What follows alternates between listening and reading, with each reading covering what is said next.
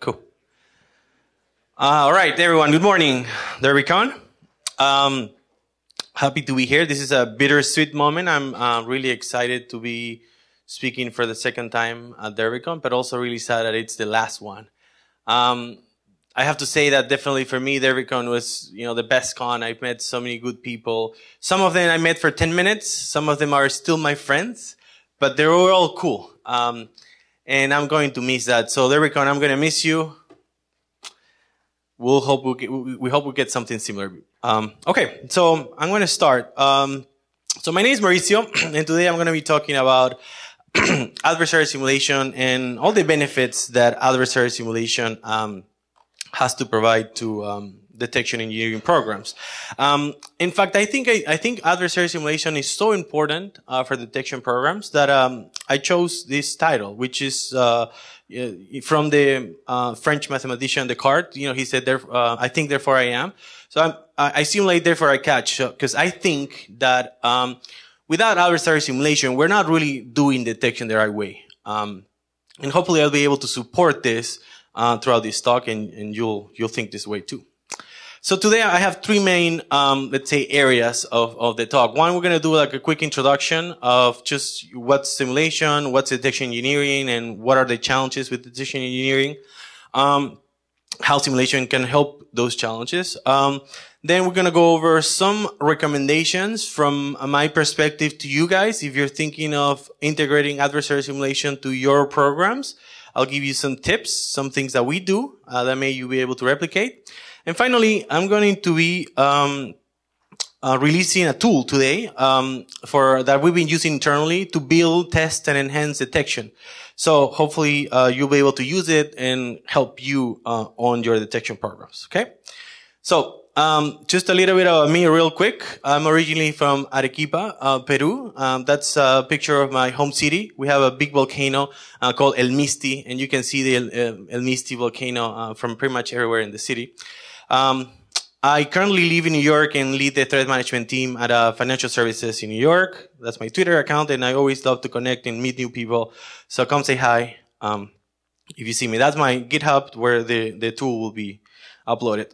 So my first Derbycon talk, I started the talk with a fun fact about Peru. So I kind of want to use this to break the ice again. So I'm going to drop a fun fact about Peru. All right. So who here likes or liked punk rock at some point? Yeah? So me, as a teenager, I really liked punk rock. I got into it through a friend, and I really liked the music, the mosh pit, the rebelling against authority, your parents, school. But I still like the music a lot. And when you read about punk rock, its origins, you always come back to these two bands, the Sex Pistols and the Ramones in 74 and 75. But locally in Peru, going to the local bands and the local concerts, I always heard about this band called Los Psychos, which actually was from 1964, so 10 years before the Ramones. And their music was really something similar to punk rock. I grew up thinking that, the Psychos was maybe one of the first punk rock bands. And in fact, a few years later, there's a few media outlets that started talking about this, and a few rock historians, I guess, or were talking about this. So yeah, that's the fun fact. Punk rock may have started in Peru. And if you want to know more about it, you can check this documentary. All right. So we'll go ahead and start. Cool. So I wanted to start this talk by talking about where are we as a blue team in 2019, from my perspective. So the first, go blue team. So the first point that I want to make is, in 2019, blue team understands that prevention has fallen short. It's not going to work. There is no one single tool that is going to be able to stop all the attacks.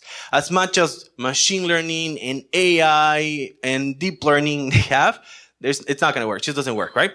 And we understand that we need to be improving detection. That doesn't mean that we shouldn't deploy prevention controls. They have a room in the whole security program, but once we deploy the basic security foundations from a prevention perspective, we should be focusing on detection.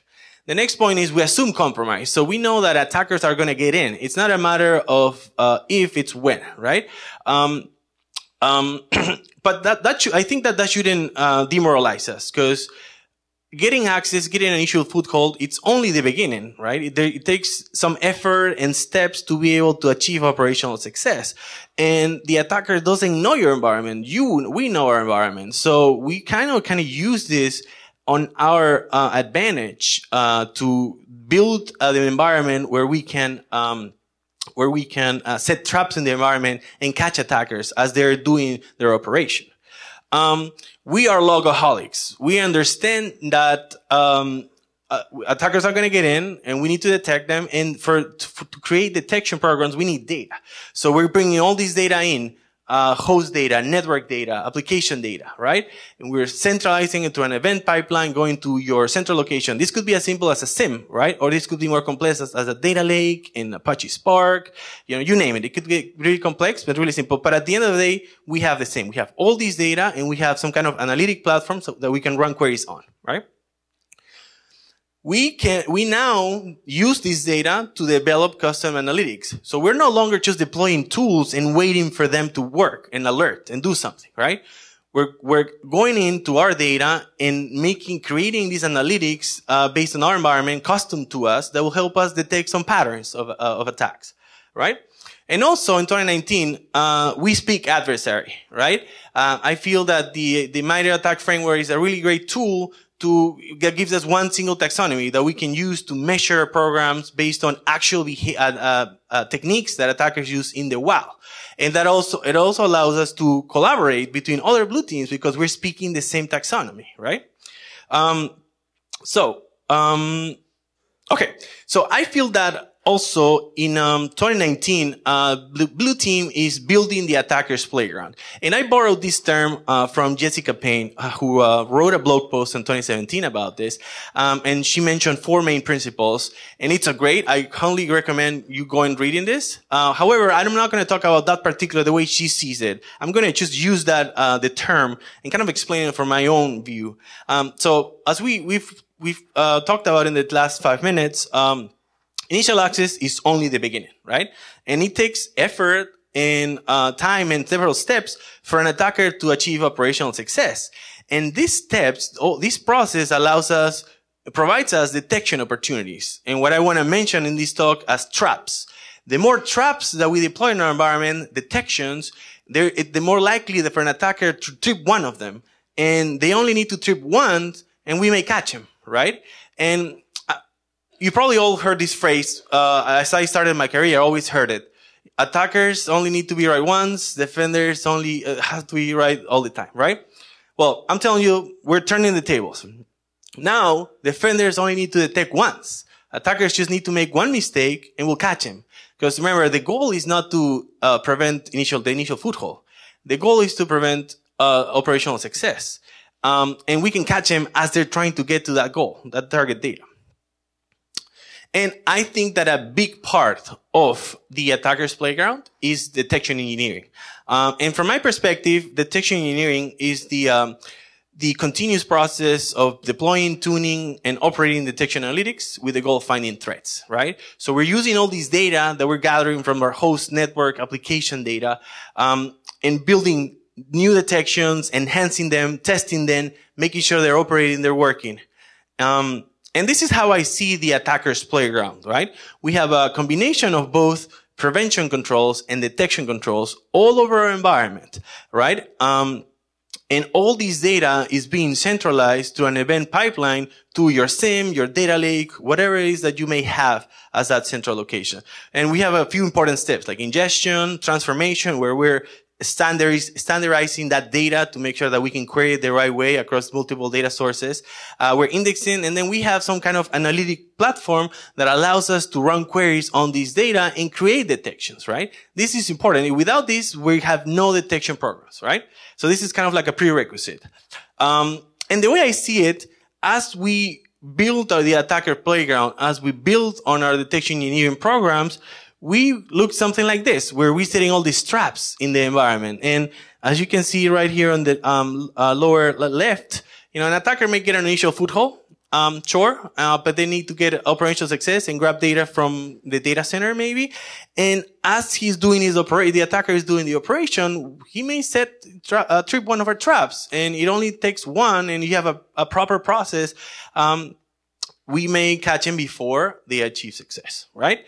However, I think that detection engineering and the attacker's playground have a lot of challenges, and I want to talk about 4 challenges. The first challenge is, you have a bunch of prevention controls, which makes sense to have, and we should have them. But how do you know if they're working? When was the last time you checked that your firewall is blocking 22 outbound? Or when was the last time you checked that your proxy is actually blocking certain categories, right? Or is your anti-malware solution blocking the right things, right? Second challenge is, we have all this data. Awesome. How do we build detection if we don't have proper attack telemetry, right? How do we know what's a what's a bad pattern?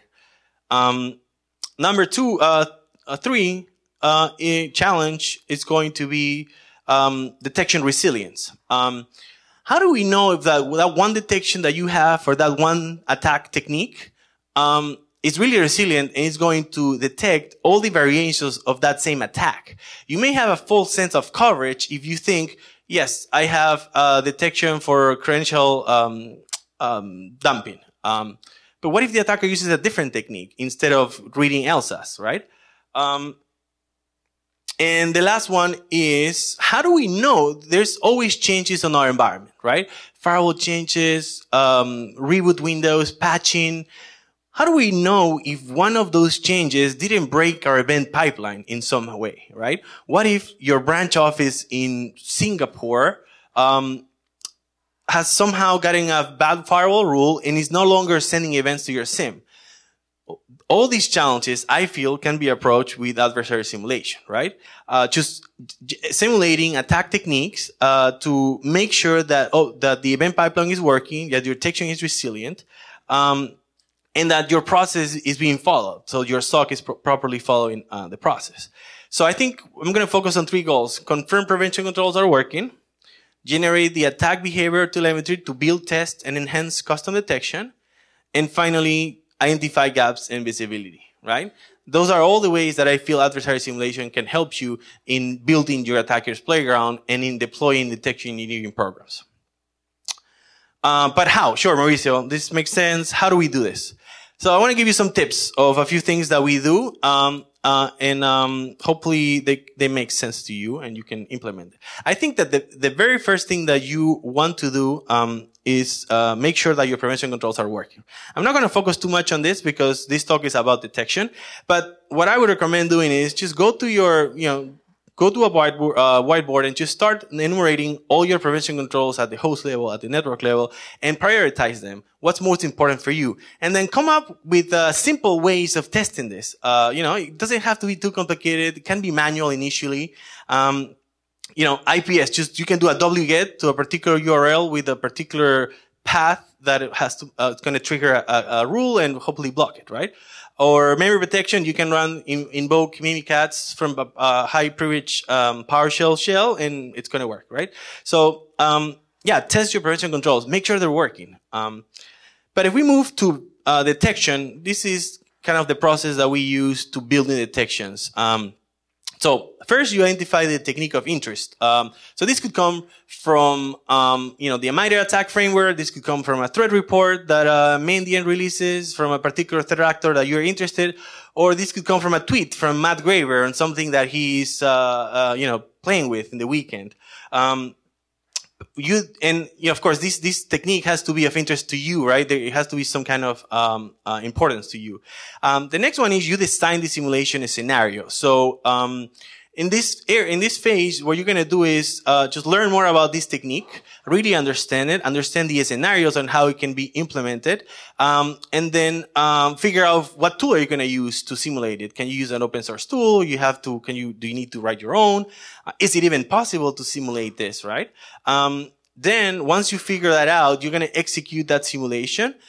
You assess coverage, see if you have that. The most important question to ask is, do I have centralized telemetry for this type of simulation, right? Because if you don't, you have to go back and correct that visibility. This could mean a GPO change because you're not logging a particular event ID, or this could be a new span session from your firewall because you're not sniffing that part of the network, right? So you go back, you figure out how to correct that visibility gap. You execute the simulation again, assess coverage. Now you have the data in, and you ask yourself, do we have a detection for it? The first time, you probably won't have a detection for it, but at this point we're good because we have all that data, so we can compare that known bad pattern with the known good. So you can hopefully build a detection analytic and create a detection for this. You go back, simulate, and then you now have a detection trigger, which is good. However, I don't think you should stop there. You shouldn't assume, okay, I have a detection for this technique, I'm done, let's move on to the next technique. I think that we need to validate detection resilience. This is really important. I think that the same technique we need to be able to simulate in different ways, because that technique can be implemented in different ways by attackers, and then that may look different on the logs, and you may have a false sense of coverage. And let me give you a simple example. Password spraying attack, right? Let's say your purple team or your red team runs this tool against you, this password spray attack by DAF-hack, and you're running it from a Windows domain joint host from PowerShell. When you do this, this is actually using Kerberos and trying one password per user, right? And you make it easy to create a detection based on that, based on the 4771 event ID, which we're gonna take a look at in a little bit. So you may think, okay, I'm done, password spraying, I got this.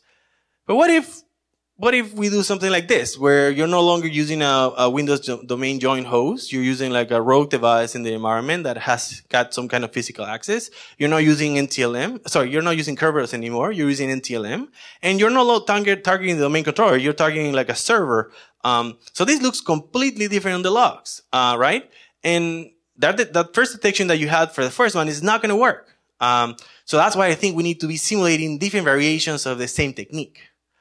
Another important thing that we use simulation is to measure detection maturity. So we came up with a maturity matrix, if you want to call it like this, for each simulation, each detection. So as we build our detection, maturity level 0 is the simulation does not generate events. So this is where we have no data, right? We cannot detect this technique, so we need to go back and enable logs, enable network sniffing, or maybe buy a tool because you don't have visibility, right? It could be anything.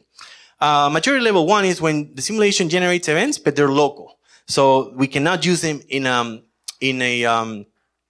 we cannot use create detection for this because they're local on that host. So we cannot use them for a detection program. They need to be centralized. Maturity level 2, simulation generates events, and they are central in a central location, but there's no detection for it. So this is when we need to go and build that detection. And finally, simulation triggers a detection, which gets you in a better spot, a maturity level 3. And maturity level 4, the simulation triggers a detection, but also triggers the proper response process. I think this is important. Simulation doesn't only help us test if the detection is working and is resilient. It can also help you test if the whole process is working. You know, is your SOC elevating the right level of critical alerts to the right place, right? Are they doing what they're supposed to do? Are they following the playbooks? And you can do this with simulation. And I couldn't get this this morning, but imagine a nice graph where you have detections and maturity across time. This could be something cool that you can show to your management, right? And one thing that we do is we have weekly validation tests, and we have our junior analysts go through this validation test and go through each one of the detections that we have, mapping to attack or sometimes not.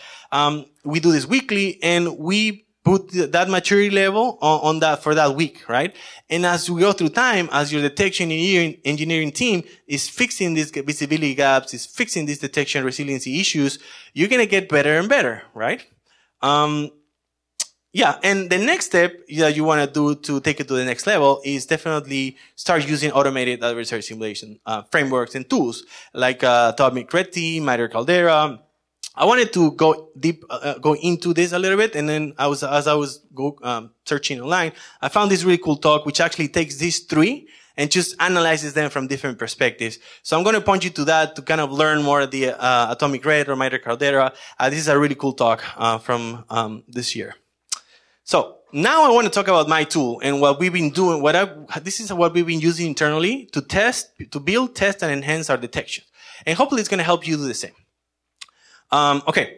So this is kind of like the next version of a previous tool that I wrote for besides Baltimore, called Purple Spray, which is focusing on password spraying. But now I moved from Python to C# to kind of be more native. So these are the requirements that I had as I was building this tool. So I want to simulate TTPs, right? But I don't want to focus on atomic things like running MSHTA or running regsvr32.exe, right? I want to focus on behavior, right? So that was one requirement that I had, behavior simulations. I want to implement the same technique in different ways, as many as I can, so I can make sure that my detection is resilient to all these variations of the same technique. I want to target random hosts on the network. This is really important, right? Because this is going to help me identify visibility gaps. If I run a lateral movement technique against the same server every week, are you really testing your coverage, right? What if that small branch office in, Europe that you have somehow is not properly sending your events? The only way of knowing that is simulating attacks against random hosts and making sure that the events are coming in from any host in the environment, right? So this is really important. So that's why my tool needs to pick random hosts always. It's not weaponized for now. So, for example, even though I create a remote service, I don't start it or execute it. I just create it and delete it, right? But eventually we can make it more to the red team. Where possible, use Windows API calls, because this is kind of a selfish requirement. I just wanted to learn more about using Windows API calls from C# using platform invocation services. So I wanted to see what simulations I could do with Windows 32 APIs. And then I wanted to have one single binary, no extra infrastructure. So there's not going to be a C2. It's just one single binary that I can drop and just double click on. It's going to execute a random technique, right? Doesn't need extra, anything else. It doesn't even need to have parameters as username and password, because if you run it in the context of a user, it's going to grab that user context and do the LDAP queries. So I don't need to pass passwords or put passwords. Okay. So this is, and I call this Purple Sharp. So this is a beta. So right now, this tool executes adversary behavior with the purpose of generating known bad telemetry, right? To help you build, test, and enhance your detection. I'm mapping my simulations to the attack MITRE framework. I think I support like 9 or 10 simulations now. So basically, even in my code, I use the attack tactics. It's in C# .NET 4.5, and the code is up actually right now. So you can play with it. So let me walk you through some demos. Now, when I did my first Derbycon talk, my friend Jason Lang helped me on the talk, and he told me, "Hey, you need to tell a story." So I want to tell a story about Purple Sharp. So, and every story has a character. So I needed a character. So I was going online, just let's see what kind of character what I can get, and I found this book, Bob and the Cyber Llama. So, yeah, I'm gonna use the Cyber Llama as my character. Okay, so here's the story. The Cyber Llama just got a job starting the detection engineering program at ACME. Okay, ACME has spent the past 12 years building the Attacker's Playground. So the Llama doesn't have to come in and make sure that events are coming in, the event pipeline, the analytics platform, that's all done. So the Cyber Llama, all he has to do is just create detections.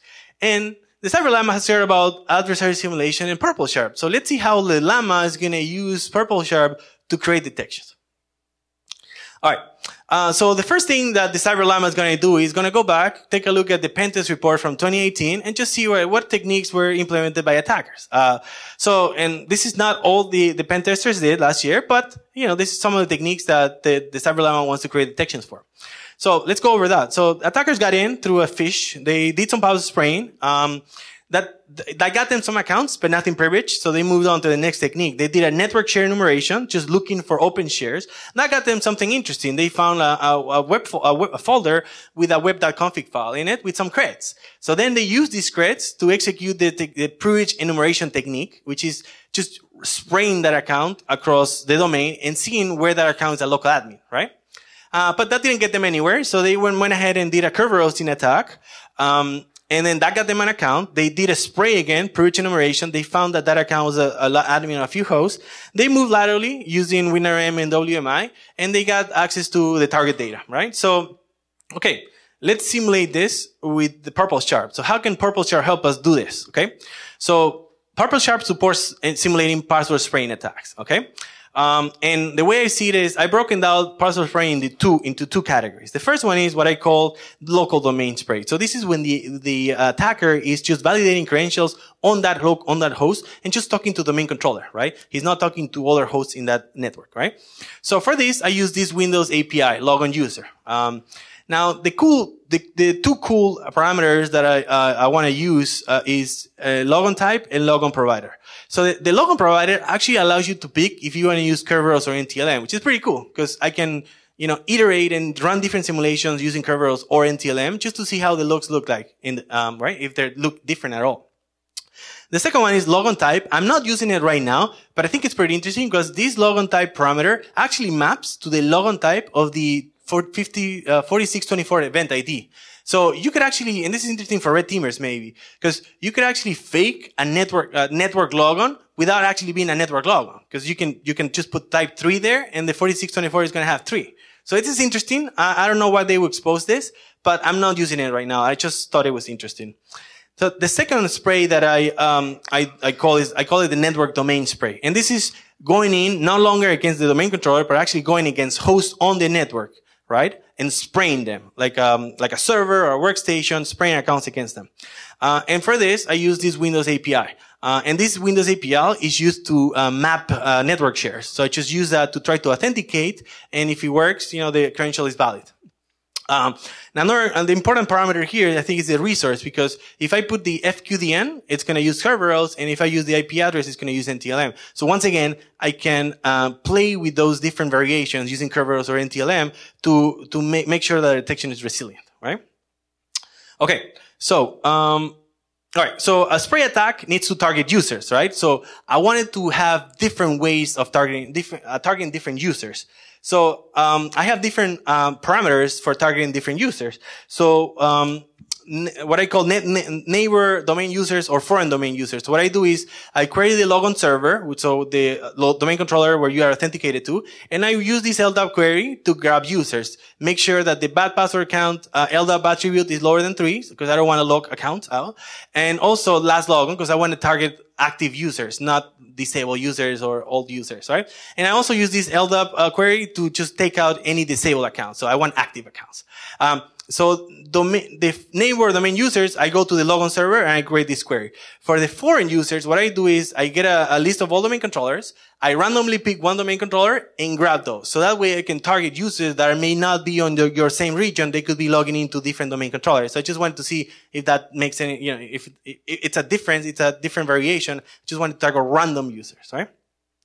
I also can target disabled accounts. This could be interesting because what if the attacker has had access to all disabled accounts and now he's trying them, right? If you have detection for someone trying to use disabled accounts, that could be interesting, right? So why not build a variation for this? Password spraying against disabled accounts.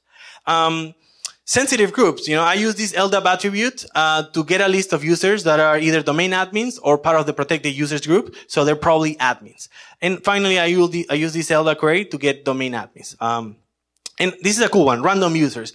I want to generate authentication events for users that don't exist in the environment. Why? Because once again, attackers, they make a mistake. They may make a mistake. What if they're trying a user list from another victim or something else? So once again, this is a trap, right? We're setting all these small traps in the environment, and hopefully if they make one mistake by maybe using a wrong user list, we'll catch it, right? Okay, and then how do I target hosts? So if you remember, I want to target random hosts in the environment. So I have the same concept. I use this LDAP query to make sure that hosts are alive. And domain neighbors, once again, I just grab the login server, so that domain controller where I'm authenticated to, and just get a list of servers. And then foreign domain neighbors, what I do is just grab a randomly picked domain controller and I ask that question. So in that case, I'm going to be able to grab targets from a random network in my environment, right? From maybe that small branch office or that small data center, I can grab any target randomly, always randomly. Random server host. This one I don't like that much, but basically what I do is I grab a randomly picked domain controller, I grab the IP address, and I just attack that class C, so the neighbors. I assume that the domain controller is always going to be on the server range, which may not be right, but I thought that why not this one? And then network neighbors. I do like that, this one. What this does is just queries the network interfaces, calculates the subnet, and then grabs the network, your network neighbors. So that way, if I run my simulation tool in my branch office, it's going to target that same office, right? Okay, so password spraying. Let's see how this works. I have a few parameters here. I'm not going to mention all of them.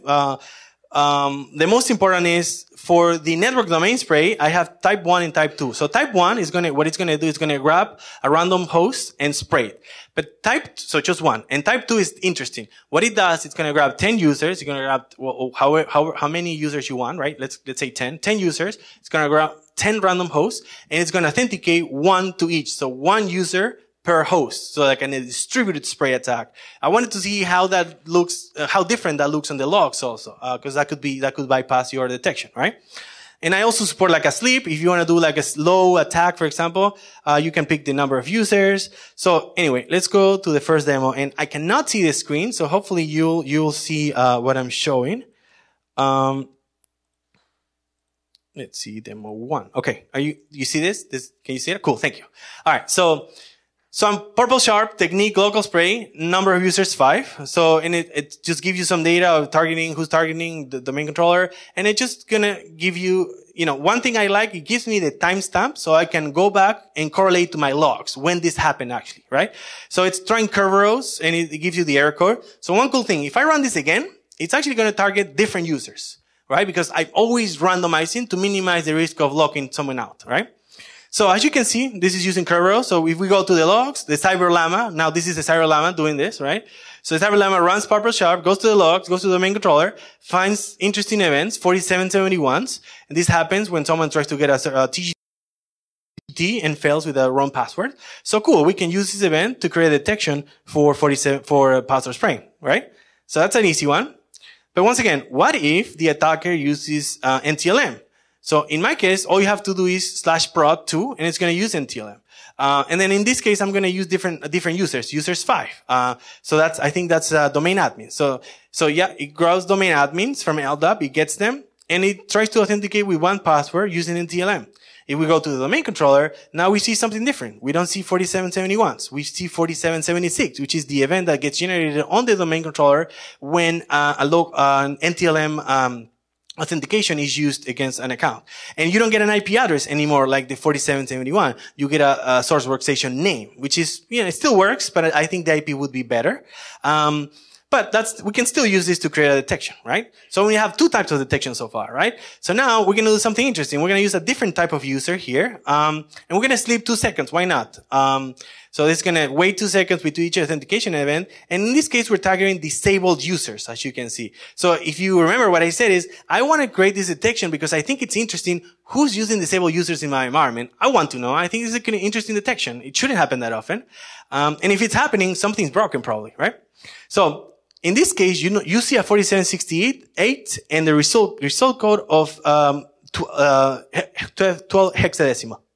So this is interesting. We can use this correlation of events and result code to see who's using disabled users. And finally, I'm going to use random users just to see how that looks like on the logs. So I do that, generate 5 random users. It generates, now this is a bug on the code. It's supposed to create different user every time, but I didn't want to go through the demo again. So I'll fix that. But anyway, you go back to the logs and now it looks completely different. You see a 4768, but the result code this time is 0x6, right? So once again, I've learned a lot from Kerberos events, from an NTLM event. So let's move on to the demo number 2 for network spray. So if you remember, network spray is going to spray not longer domain controller, but random hosts in the environment. Okay. So I'm going to use protocol 2 for NTLM. It's going to randomly pick a host, in this case, Windows 10-2, and it's going to spray it with 5 users, right? Okay, that's cool. So, if we run this again, once again, always random and with a sleep, the tool actually targets this time a different host. It's going to target, if it comes back, you see how it targets Windows 7-1, right? So it's always picking random targets. So if we go back to the logs, this is NTLM. So what you see on the logs on the hosts, no longer on the domain controller, what you see on the logs of this Windows 7-1 is you see 4625 events. And 4625 gives us the source IP address, the user, the source workstation. So this is a cool event that we can use to build detection, right? I'm going to fast forward a little bit. Okay, this is type 2. So this is the distributed attack, right? So you're going to see on the logs, how the purple sharp is distributing the attack and testing one user per computer, right? In a distributed way. Because that may look different on the logs. That may bypass your detection. So why not simulate it, right? Okay, all right. Here's a really cool thing that I learned recently is that on the host where the spray is originating, right? You see an interesting event, 4648. And this event happens when you're trying to use explicit credentials to authenticate, right? Now, this event is really cool, but because it gives you the user that tried this and the user that you're trying to authenticate as. And it also gives you the host you're trying to connect to and even the port that you're trying to connect to. So it's pretty cool. So now we can use a detection on the receiving end of the attack, but also on the origin. So you can detect if a computer is infected through this detection, right? So it's pretty cool. So we can build detection for this. So I'm going to fast forward because I think I show what I wanted to show. Go back to the slides. And okay, so takeaway. The Cyber Llama really understands event logs now. We know what happens with Kerberos. We know what happens with NTLM. I'm not going to go through this because we don't have enough time. But, you know, we are now understand how authentication looks on the logs, right? And the Cyber Llama has a few new detection analytics. It's going to use the 4771 to detect Kerberos-based local password spraying, 4776 to detect NTLM-based password spraying, and why not the 4768 with result code TRX12, which is going to trigger if someone uses disabled accounts, right? I really like this one because that shouldn't happen on the environment. Yeah. And then also, we've learned that non-existing accounts also create its own type of result code. And my tool is able to simulate that. So maybe this is going to be too many false positives because users are always going to type in their username wrong and that's going to generate this type of event. But maybe you can create a baseline and maybe you can use this as a detection potentially, right? But this should not go into production because it generate a bunch of false positives. Okay, and going back to the 46 for the network spray attack, now we're going to use 4625, log on type 3, grouped by the source network address, the IP address of the attacker, where unique account name bigger than threshold. So we have one extra detection on 4625 and one again for 4648, which is going to detect from the origin someone spraying accounts across the network. Now we've also learned something interesting on 4648. We have the target server name, the IP address, the target port. So maybe there's 2 extra detections that we can build at some point. You know, event 4648 and subject username different than target username. This is interesting. When is a user going to use different credentials to authenticate? Maybe your sysadmins will, but is Anna from HR ever going to have a second account? Probably not, right? So that's another trap. And this is a cool one. What if you create 4648 and the computer account is not the administrators group, and the user that they're trying to authenticate is an administrator. So why would, and again, Anna in HR try to use the domain admin credential, even if it doesn't have the password? So that's an extra detection, right? What if the attacker makes a mistake and, types in a wrong password and we can catch him, right? So, okay. So let's move on to the next simulation. How are we on time here? Okay. Network share. Okay, so I use this Windows 32 API, netshare enum, to enumerate network shares. And the privilege enumeration is when an attacker wants to know if he's a local admin on that remote host. So I use this Windows 32 API, which is the same API that PowerView uses for the commandlet find local admin access. I think it's what it's called. All right, demo 3.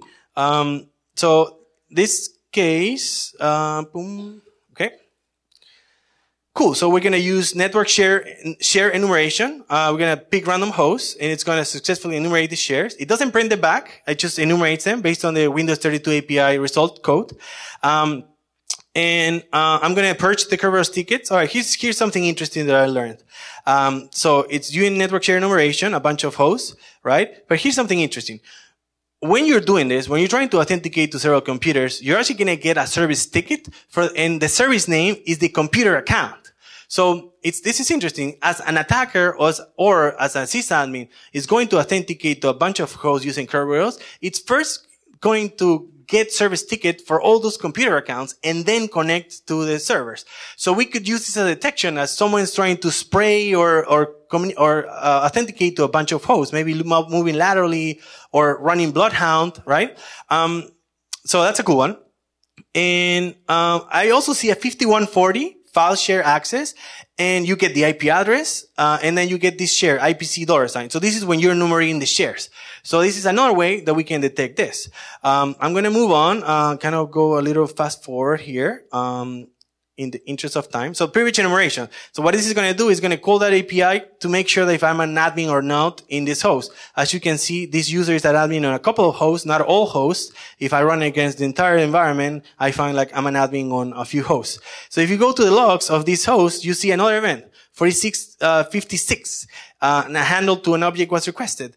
And in this case, it's gonna be really easy to detect because the object server is SC manager, service control manager, and the access mask is what we sent on that request on the parameter for the Windows API call. So you can use this as a detection when someone's trying to enumerate where their local admin's in, right? So CyberLam is happy. Now we have more detections. We can use that 4769 to detect when someone's trying to access several hosts on the network. We can use that 5140 to detect when someone's enumerating shares across the network. And we can use the 4656 to identify when someone's trying to enumerate privileges on a host. Now, one thing that I like is this is really similar to how Bloodhound works, right? Bloodhound is going to connect and make API calls to all hosts of the environment. So when Bloodhound runs, it's also gonna get 4769 service tickets for all your domain hosts, and then connect to each one of them. With these two events, this is how we catch Bloodhound, at least on the the default parameters. Okay, and last demo. This is for curve roasting and lateral movement. It was playing. Okay, so curve roast, and for this technique, I'm not using Windows 32 APIs. I'm using Rubius from Will, from SpectreOps, and I'm just basically copying his code. Thank you, Will.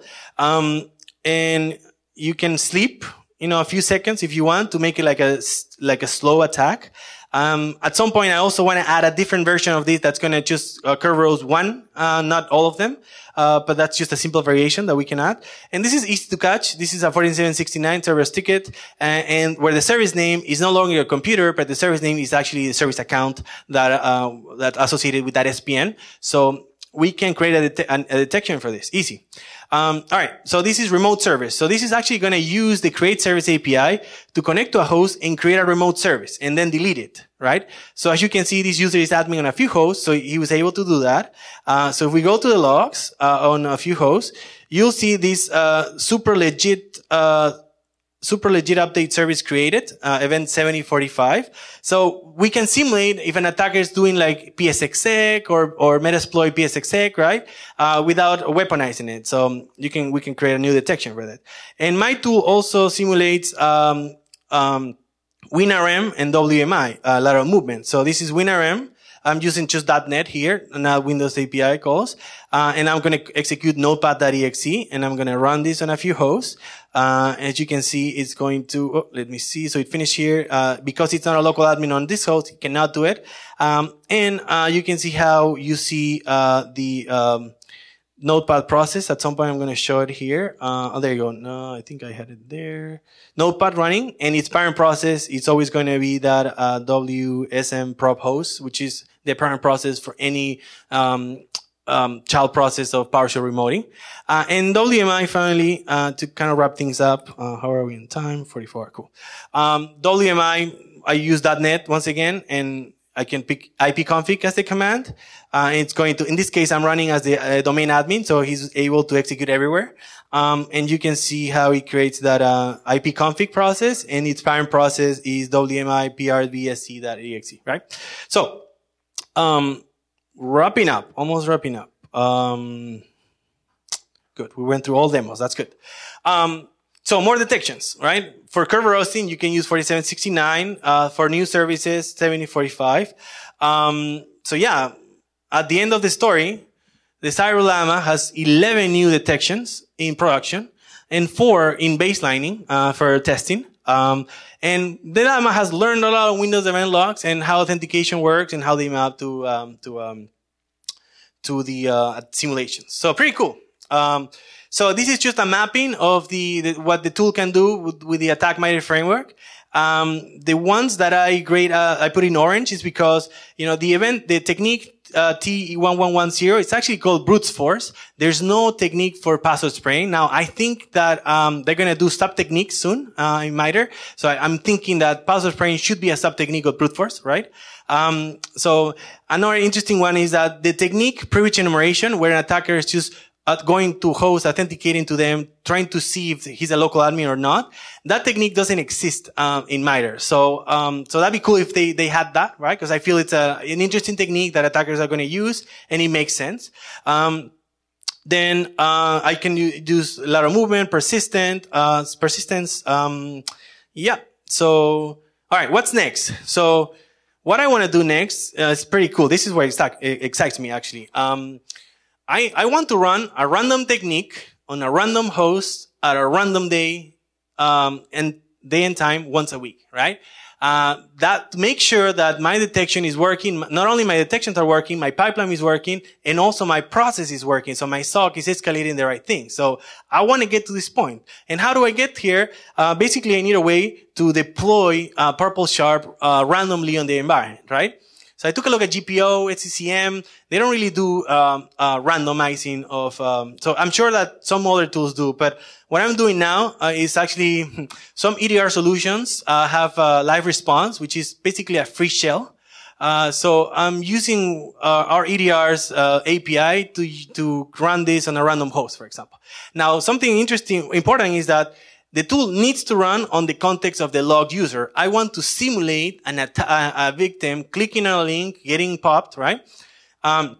So how do I get there? If I run through that API call through my EDR, I run my code in a context of system.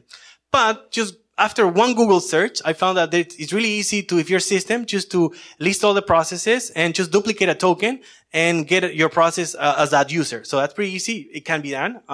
It's actually already code written online that I found.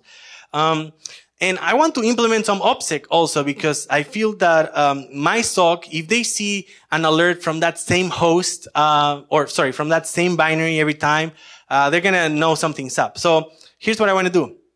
I'm going to randomize the file name.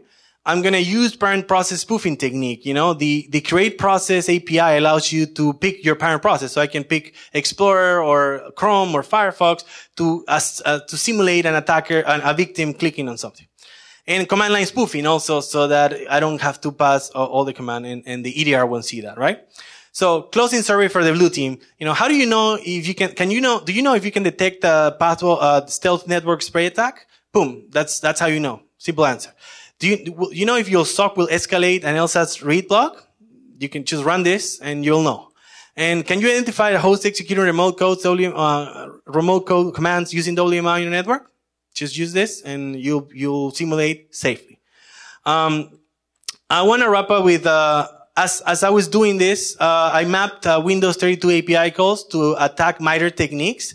So I want to keep working on this. I think this makes sense. I think it's going to add some extra value to the simulation that I'm doing. And yeah, that is it. Right on time. Well, thanks for coming. I don't know if I have time for questions. A minute or two. Any questions? Yeah.